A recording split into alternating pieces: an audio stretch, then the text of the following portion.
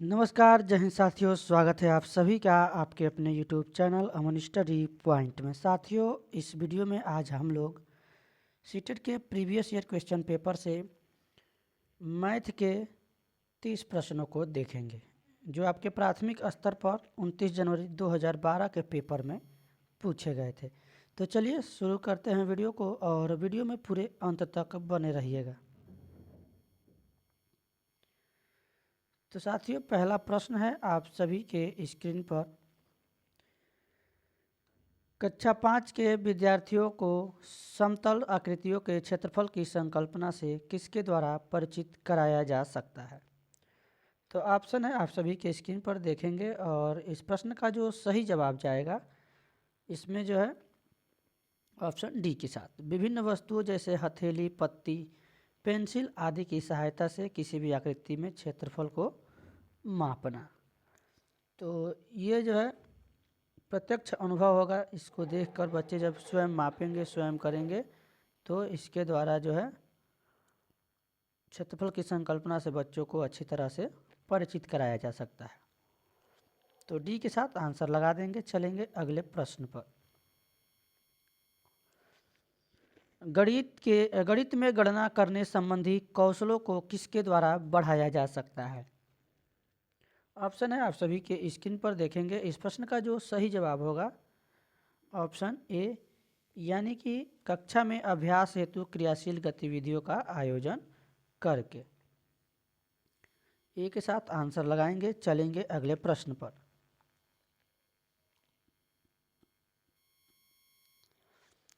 कक्षा 3 के विद्यार्थियों को लंबाई की विभिन्न इकाइयों को पढ़ाने के लिए शिक्षक निम्नलिखित सामग्री में कक्षा में ले जाएगा, यानी कौन सी सामग्री कक्षा में ले जाएगा? कक्षा 3 की बात की जा रही है। तो ऑप्शन है आप सभी के स्क्रीन पर।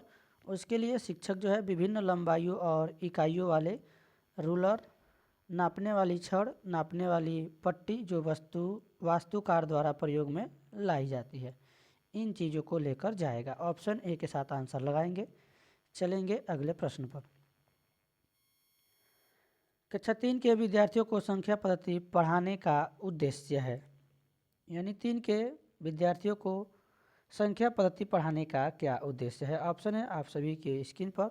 इस प्रश्न का सही जवाब होगा संख्याओं को सैकड़ा, दहाइयों और इकाइयों के समूह के रूप में देखना और स्थानीय मानों की सार्थकता को समझना। ऑप्शन डी के साथ आंसर लगाएंगे। चलेंगे अगले प्रश्न पर। सबसे उपयुक्त व्यूहरचना जिसका प्रयोग धनराशि के योग की कुशलता को आत्मसात करने के लिए किया जा सकता है, वह है? तो ऑप्शन है आप सभी के स्क्रीन पर। इस प्रश्न का जो सही जवाब होगा ऑप्शन ए, भूमिका निर्वाह। ए के साथ आंसर लगाएंगे। चलेंगे अगले प्रश्न पर।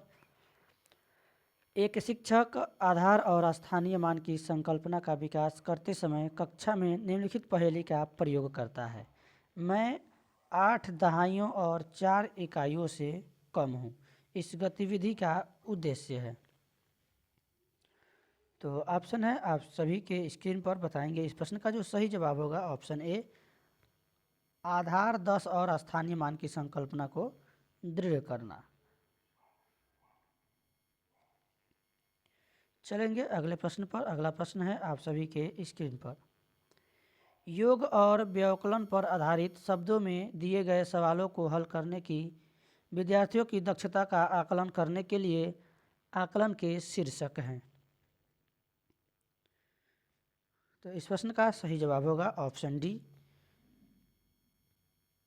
सवाल का बोधन, निष्पादित की जाने वाली संक्रिया की पहचान, समस्या का गणितीय रूप में निरूपण, सवाल का समाधान और प्रस्तुतिकरण। अगला प्रश्न देखेंगे। सुश्री रीना दशमलव के गुणन की संकल्पना का शिक्षण करने के लिए ग्रिड गतिविधि का प्रयोग करती है। उसका एक नमूना नीचे दिया गया है। इस पद्धति के द्वारा सुश्री रीना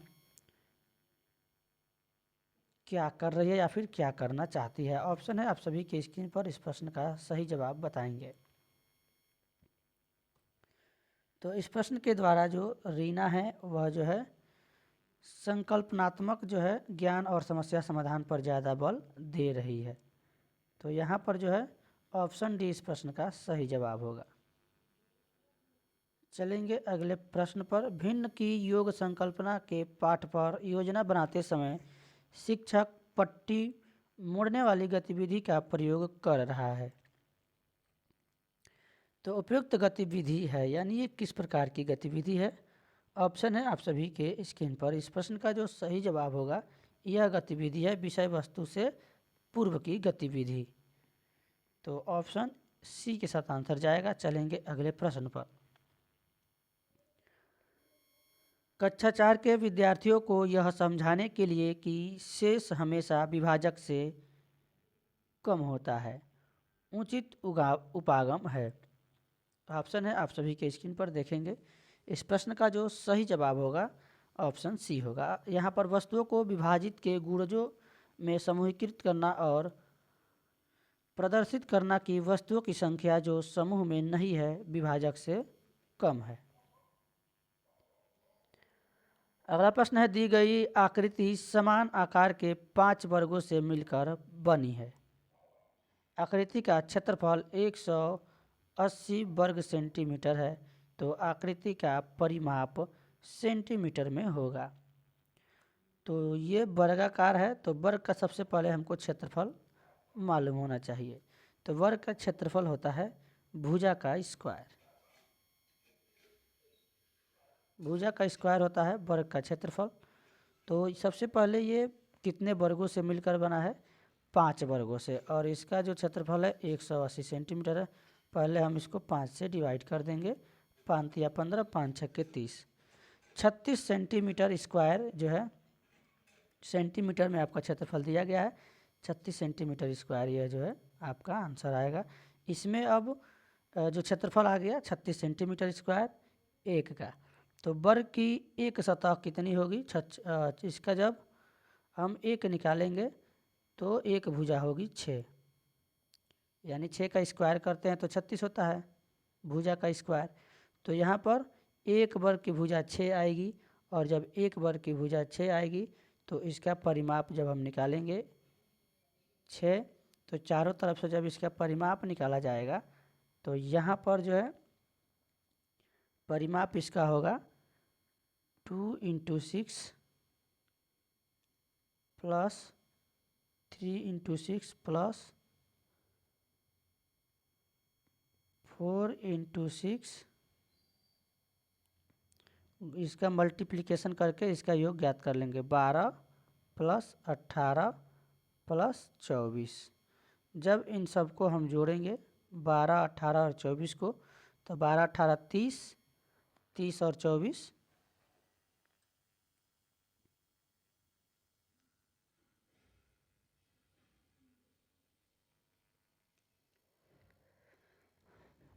यहाँ पर थोड़ा सा जगह कम है, इसको हम इरेज करेंगे। देखेंगे यहाँ पर हमने निकाला था एक भुजा का माप जो है 6 सेंटीमीटर है।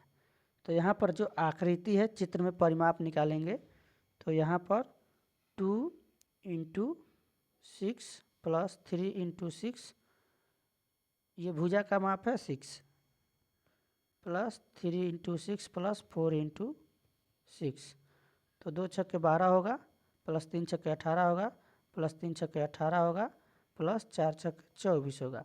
तो 12 और 18 कितने होंगे? 30, और 30 में 18 जोड़ेंगे तो 48, और 48 में जब 24 जोड़ेंगे तो ये आएगा 72 सेंटीमीटर। इसका परिमाप हो जाएगा। इस तरह भी आप जोड़ सकते हैं। एक भुजा का 6 आ गया, 5 से मिलकर बना है, तो कितने भुजा हो रहा है? 1, 2, 3, 4, 5, 6, 7, 8, 9, 10,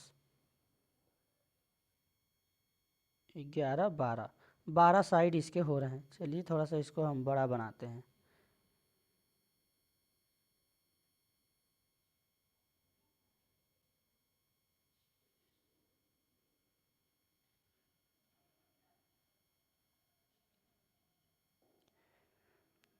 तो यहाँ से आप जब देखेंगे 72 इस प्रश्न का जो है आंसर आएगा। बी के साथ आंसर लगाएंगे। इसको थोड़ा सा हम लोग अच्छे से समझ लेते हैं एक बार। 72 आएगा। जब एक भुजा का माप 6 आ गया है तो इसको जब हम ऐसे जब बनाएंगे तो ये भी 6 होगा, ये भी 6 होगा, इधर से भी 6 होगा, इधर से भी 6 भी होगा, यहाँ भी एक 6 होगा, ये 5 हो गए, यहाँ भी 6 होगा, यहाँ भी 6 होगा, यहाँ भी 6 होगा, यहाँ भी 6 होगा, यहाँ भी 6 होगा। बिल्कुल आसान तरीक़ा से अपने भाषा में हम लोग समझेंगे। यहाँ भी 6 होगा तो 1 2 3 4 5 6 7 8 9 10 11 12, 12 छक्के 72, या फिर 12 को आप 6 को 12 बार जोड़ेंगे, ये प्रक्रिया 12 बार चलेगी तो 12 छक्के 72। बस आपको इसका जो है एक भुजा का माप निकाल लेना है, और जब यहाँ पे 12 साइड हो रहे हैं तो पूरा इसका परिमाप हो जाएगा 72। उम्मीद है कि समझ में आया होगा। चलेंगे अगले प्रश्न पर। अगला प्रश्न है, भिन्नों का योग पढ़ाते समय श्री सिंह द्वारा यह देखा गया कि निम्नलिखित प्रकार की त्रुटि बहुत आम है।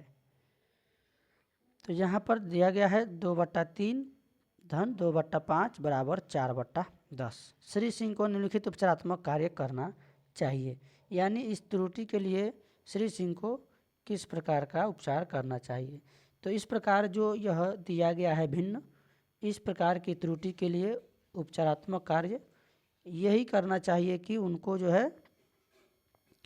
असमान भिन्नों के योग की संकल्पना को स्पष्ट करने के लिए चित्रात्मक प्रतिरूप देना तथा बाद में समान प्रकार के सवालों का अभ्यास कराना, यानी उसी प्रकार के और सवाल देकर उनसे क्या करना चाहिए, अभ्यास कराना चाहिए।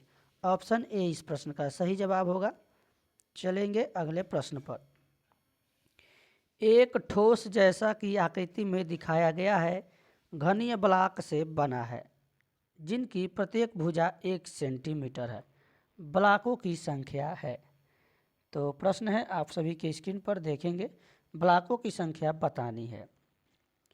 तो प्रत्येक भुजा है 1 सेंटीमीटर और इसमें जो आकृति है यह है जो है घनाकार है।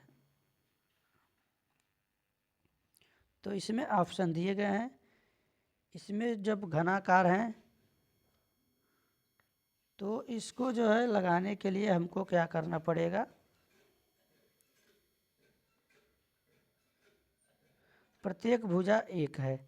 तो यहाँ पर देखेंगे 1 2 3 4 5, 1 2 3 4, 1 2 3 4, 1 2 3 4 5। तो इसमें जब हम इसको काउंट किए हैं तो एक साइड में 5 है और एक साइड में 4 है और एक साइड में 3 है।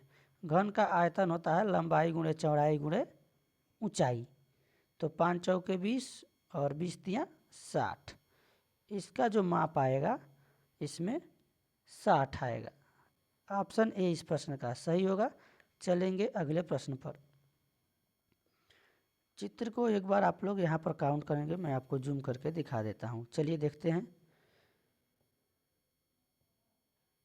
1 2 3 4, इधर से 5 है, 1 2 3 4।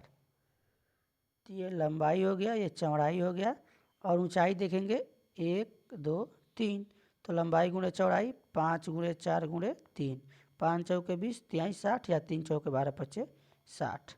60 ही इस प्रश्न का आंसर होगा। तो उम्मीद है समझ में आया होगा। चलेंगे अगले प्रश्न पर। राष्ट्रीय पाठ्यचर्चा की संख्या 2005 मानती है कि गणित में चिंतन और तर्कड़ा एक तरीका शामिल होता है। इस दृष्टिकोण को किसके द्वारा प्राप्त किया जा सकता है।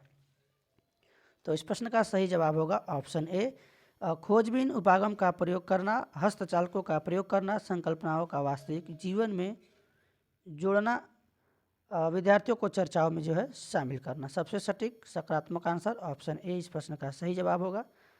चलेंगे अगले प्रश्न पर। रिजुल एक गति संवेदी शिक्षार्थी है। उसकी शिक्षिका सुश्री स्नेहा उसकी अधिगम शैली को समझती है। उसकी गुणन की संकल्पना को स्पष्ट करने के लिए उन्हें निम्नलिखित में से किस व्यूह रचना का चयन करना चाहिए। ऑप्शन है आप सभी के स्क्रीन पर। तो साथियों इस प्रश्न का सही जवाब होगा ऑप्शन डी, आड़ी तिरछी रेखाओं पर प्रतिच्छेद बिंदुओं को गिनना। ऑप्शन डी के साथ आंसर लगा देंगे। चलेंगे अगले प्रश्न पर। कक्षा 2 में अबेकस का प्रयोग रिक्त स्थान में विद्यार्थियों की सहायता नहीं करता। तो जो अबेकस का प्रयोग है यह शब्दों में दी गई संख्याओं के समान संख्यांक लिखने में मदद नहीं करता है। ऑप्शन बी इस प्रश्न का जो है सही जवाब होगा। चलेंगे अगले प्रश्न पर। निम्नलिखित में से किस विभाजन में शेष उससे अधिक होगा जब आप 176 को 3 से विभाजित करते हैं?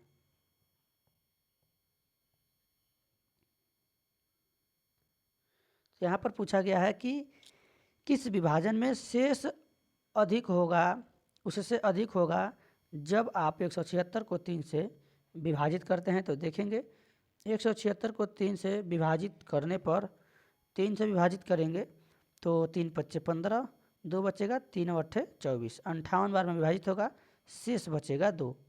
आप चाहें तो अपने तरीके से डिवाइड कर सकते हैं। 176 भागा 3, पच्चे 15, 2 बचेगा, 6 3 अट्ठे 24। तो यहाँ पर देखेंगे जब 24 माइनस करेंगे शेष 2 बचेगा। अब कह रहा है कि कब 2 से अधिक शेष बचेगा। तो इसमें देखेंगे आप जब 173 को 5 से भाग देंगे। चलिए 173 5 से डिवाइड करेंगे, 5 तियाँ 15 और 2 बचेगा 23, 5 चौके 20।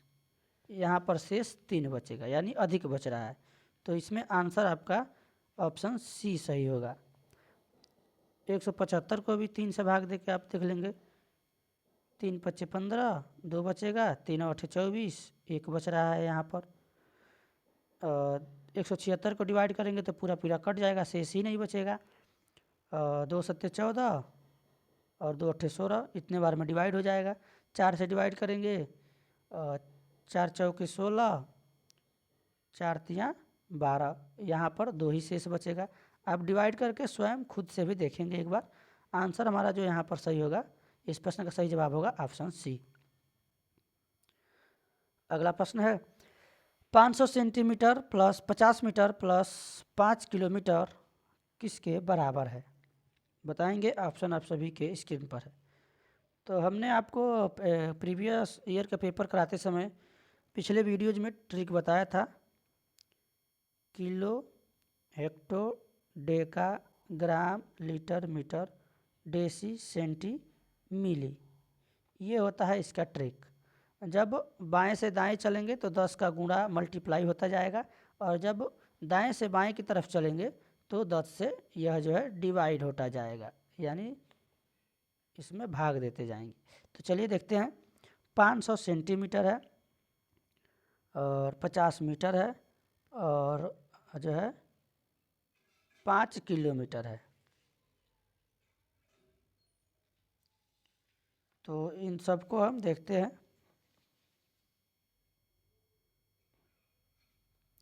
500 मीटर में अगर इसको हम 500 सेंटीमीटर में अगर मीटर में भरें तो 1 मीटर बराबर 100 सेंटीमीटर, तो ये हो जाएगा 5 मीटर।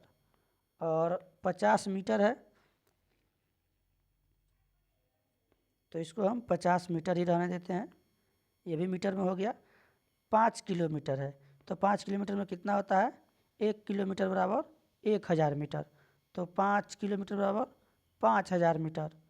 तो यहाँ पर हमने बताया था kilo, metre, deci, centi, millimetre, और ये किलो है तो kilo, deca, gram, litre, metre. यहाँ पर है 5 किलोमीटर। तो यहाँ पर जब 5000 मीटर होगा तो सबको जोड़ेंगे 5055। यहाँ पर देखेंगे ऑप्शन बी में है 5000 में ऐसे जोड़ लीजिए, नहीं समझ में आता है तो 5000 50 5 55, तो ये 55 हो गया और ये 5000, 5055 मीटर, यानी ऑप्शन बी इस प्रश्न का जो है सही जवाब होगा। आप लोग एकदम अपने तरीके से आसान भाषा में इसको सॉल्व करने का प्रयास कीजिए। पैटर्न की पहचान करना और उन्हें पूरा करना प्राथमिक स्तर पर गणित की पाठ्यचर्चा का एक अनिवार्य हिस्सा है। क्योंकि यह जो है शिक्षार्थी में सृजनात्मकता को बढ़ावा देता है और संख्याओं की संक्रियाओं की विशेषता को समझने में उसकी सहायता करता है। ऑप्शन सी इस प्रश्न का सही जवाब होगा। चलेंगे अगले प्रश्न पर। 63,606 में 6 के स्थानीय मानों का योगफल है। तो स्थानीय मान आपने प्राथमिक स्तर पर बहुत निकाला होगा और सीखा होगा। यहाँ पर होगा 1 इंटू 1 6 बराबर 6, इसका निकालेंगे तो यहाँ पर होगा आपका 100 इंटू 6 बराबर 600। इसका जब आप निकालेंगे तो 10,000 होगा और इंटू में 6 बराबर 60,000। तो यहाँ पर देखेंगे सबको जोड़ेंगे तो ये आपका होगा 60,606। आप लोग खुद से जोड़ेंगे, जब तक खुद से नहीं ऐड करना करेंगे यहाँ पर नहीं सीखेंगे। 6 का हो जाएगा 6, डायरेक्ट भी निकाल सकते हैं। 6 का 6 होगा, 6 के बाद 2 अंक है, 2 डिजिट है, 2 शून्य रख दीजिए, 0 रख दीजिए। 6 के बाद 4 डिजिट है, 4 डिजिट 4 0 रख दीजिए। सबको जोड़ लीजिए ऊपर नीचे करके या फिर जैसे भी जोड़ना है आपको। तो यहाँ पर जो है ऑप्शन डी ही इस प्रश्न का सही जवाब आएगा। चलेंगे अगले प्रश्न पर। 5,671 और उसके अंकों को पलट देने पर प्राप्त संख्या का अंतर है। तो प्रश्न में कुछ नहीं है, ये जो है 5,671, अब इसको पलट देना है। पलटना है मतलब अब ऊपर नीचे नहीं करना है, दाएं से बाएं लिख देना है। 1 7 6 5, इसका उल्टा, जैसे आप लोग राम का उल्टा करते हैं मरा, पलट देते हैं।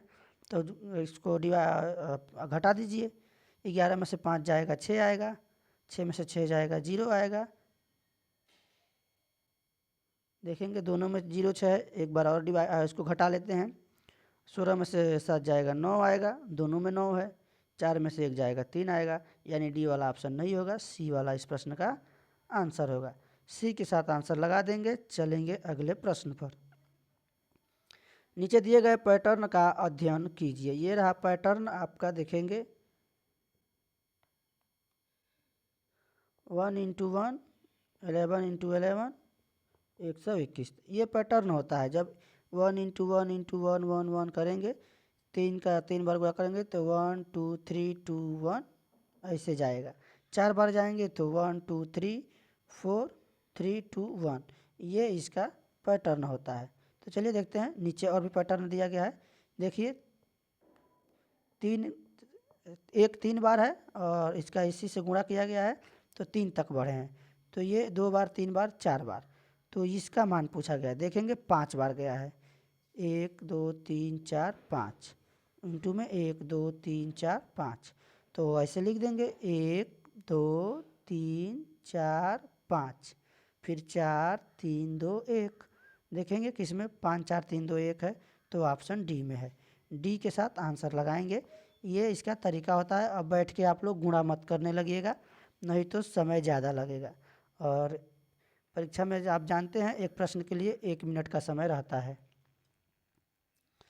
अगला प्रश्न है, निम्नलिखित में से कौन सा सही है? बताएंगे इस प्रश्न का जवाब। तो इसमें देखेंगे आप, एक बार इसको देख लेते हैं। 1000 के पूर्ववर्ती का पूर्ववर्ती 999 है, तो पूर्ववर्ती का पूर्ववर्ती करेंगे तो 998 होगा, क्योंकि इसका पूर्ववर्ती होगा 1000 का 999 और उस पूर्ववर्ती का पूर्ववर्ती पुनः करेंगे तो 998 होगा। ये गलत है। 1000 के पूर्ववर्ती का परवर्ती 1001 है। जब पूर्ववर्ती करेंगे तो 999 आएगा और 999 का फिर से परवर्ती करेंगे तो 1000 ही आएगा, यानी 1001। ये भी गलत है। 1000 के परवर्ती का परवर्ती 1002 है, ये परवर्ती नहीं है पूर्ववर्ती। तो पूर्ववर्ती करेंगे तो फिर 999 होगा और फिर उसका परवर्ती करेंगे तो 1000 होगा, तो ये भी गलत है। 1000 के परवर्ती का पूर्ववर्ती 1000 है। हाँ ये सही है। देखेंगे 1000 का परवर्ती यानी उत्तरवर्ती जो संख्या आएगी, जिसे हम अनुवर्ती संख्या के नाम से भी जानते हैं। तो 1000 का जो परवर्ती आएगा 1001 और पुनः 1001 का पूर्ववर्ती 1000 होगा। ऑप्शन डी इस प्रश्न का सही जवाब होगा। चलेंगे अगले प्रश्न पर। एक दुकान में 239 खिलौने हैं, 70 और खिलौने लाए गए, उनमें से 152 बिक गए, बचे हुए खिलौनों की संख्या थी। तो ये है आपके सीटेट प्राथमिक स्तर के पेपर। और वीडियो में आप लोग बने रहिएगा, पूरा वीडियो देख के जाइएगा ताकि आप सभी को पता चले कि सीटेट में मैथ में प्राथमिक स्तर पर किस प्रकार के प्रश्न पूछे जाते हैं। तो इस प्रश्न का जो आंसर लाने के लिए आपको क्या करना पड़ेगा, 239 खिलौने हैं तो 239 में हम क्या जोड़ेंगे, 70 जोड़ेंगे और पुनः 152 बिक गए तो 152 को डिवाइड करेंगे। तो 239 देखेंगे, 239 प्लस में 70 माइनस में 152। तो ऑप्शन बी में ये ऑप्शन दिया गया है, बी के साथ आंसर लगाएंगे। यहाँ पर आपको सॉल्व भी नहीं करना है, बस उसको कैसे आप सॉल्व करेंगे आंसर निकालेंगे उसको रख देना है। अगला प्रश्न है, एक पेंसिल का मूल्य 2.5 रुपये है। एक पेंसिल का मूल्य है 2 रुपये 50 पैसे, 2.5 रुपये। और अमित 1.5 दर्जन पेंसिलें खरीदता है और दुकानदार को 100 रुपये का नोट देता है, उसे कितने रुपए वापस मिलेंगे। तो 2.5 रुपये पेन का दाम है और कितना खरीदता है अमित, 1.5 दर्जन। तो 1 दर्जन में होता है 12 वस्तु और 1.5 दर्जन में हो जाएगा आधा इसका 6, तो 18 वस्तु। तो 2 दूना 4, 5/2। इसको यहाँ पर थोड़ा सही से लिखेंगे, 5/2 इंटू 18, 2 नवा 18, 5 नवा 45 रुपये टोटल उसको देने हैं। 100 का नोट दिया है तो 100 में से जब 45 को माइनस करेंगे तो यहाँ पर बचेगा 5, 5 यानी 55 रुपये। ऑप्शन यहाँ पर देखेंगे सी में दिया गया है 55, तो सी इस प्रश्न का सही जवाब होगा। चलेंगे अगले प्रश्न पर। इतना के गुणनफल में दहाई अंक और इकाई अंक का योगफल है। तो चलिए देखते हैं इस प्रश्न को। तो सीधा सा सिंपल इसका तरीका है, आप इसको गुणा कर लेंगे। 3 नवा 27 यानी एक अंक आपका आएगा 7। इकाई का अंक 7 ही आएगा। जब दूसरे स्थान से गुणा होगा तो 7 पच्चे 29 का 27, यहाँ पे 7 आएगा और 9 सत्ते 63, 2 65 होगा। अब यहाँ पर देखेंगे, यहाँ पर 7 आएगा, यहाँ पे 5 आएगा। पुनः जब अगली संख्या से गुणा होगा 5 से तो 5 यहाँ 15 आएगा यहाँ पे और 5 सत्ते 35। तो आगे हमको लगाने की ज़रूरत नहीं है, बस इस 2 अंक का और इस 2 अंक का हम केवल गुणा कर लेंगे। 59 है, 73 है। तो जब हम गुणा करते हैं तो 3 नवा 27, 3 पच्चे 15, 15 और 2 17। जब इसका गुणा करेंगे 7 नवा 63। तो आगे की संख्या का मतलब हमको नहीं है, बस इकाई और दहाई का योग। तो 7, 7 3 10 का 0। अब 0 7 का जब हम योगफल करेंगे तो 0 7 का योगफल हमारा आएगा 7। ऑप्शन डी इस प्रश्न का सही जवाब होगा। अब पूरा गुणा करेंगे तो आपका समय बर्बाद होगा। चलेंगे अगले प्रश्न पर। 2:30 PM से 4 घंटे 59 मिनट पहले क्या समय है। तो ये प्रश्न समय से पूछा गया है। देखेंगे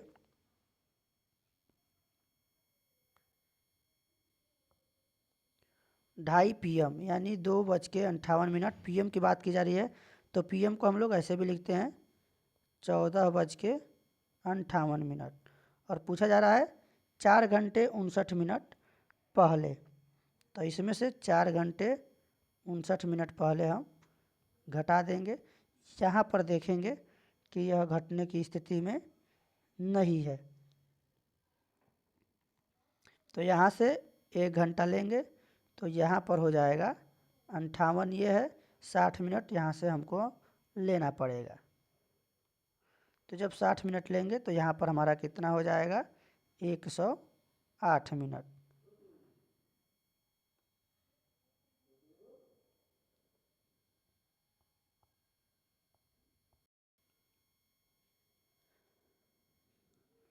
तो यहाँ पर इसको जब इसमें से माइनस करेंगे 108 में से 59, तो 18 में से 9 जाएगा, 9 बचेगा, और 9 में से 5 जाएगा 4, 49 मिनट ये। और यहाँ पर 13 घंटे बचेंगे, 1 घंटा हमने इधर दे दिया है। तो 1 घंटे में से 13 घंटे में से 4 घंटे जाएंगे तो 9 घंटे 49 मिनट ये समय होगा।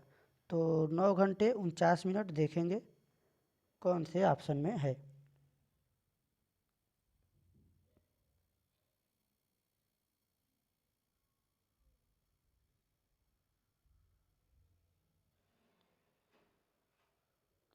तो यहाँ पर किसी भी ऑप्शन में ये वाला आंसर नहीं है।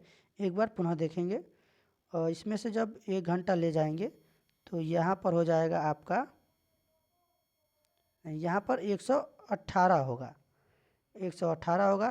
तो 118 में से जब 59 को माइनस करेंगे तो 18 में से 9 जाएगा 9, 10 में से 5 जाएगा 5, यानी यहाँ पर 59 मिनट आएगा।